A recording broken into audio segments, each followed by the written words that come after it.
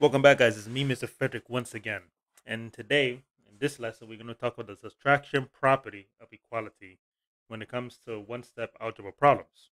So we have a problem equation here, which is x plus 2 equals 7.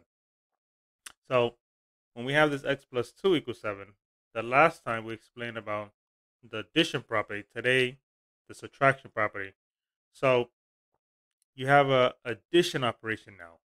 So to have this x alone, we need to use the opposite of addition, which is subtraction on both sides.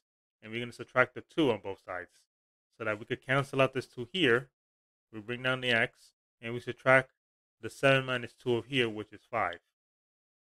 When you plug that answer in by putting 5 plus 2, it does give us 7.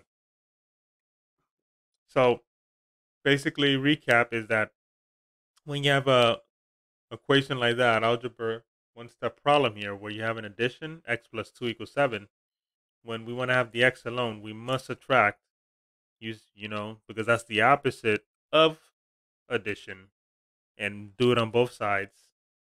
Just like you saw here with the 2, we subtract on both sides so that we could get the answer that we're looking for, which is x equals 5. Okay? That is it for this lesson. Stay tuned for the next lesson that we have, which is the division property of equality. This is Mr. Frederick, out.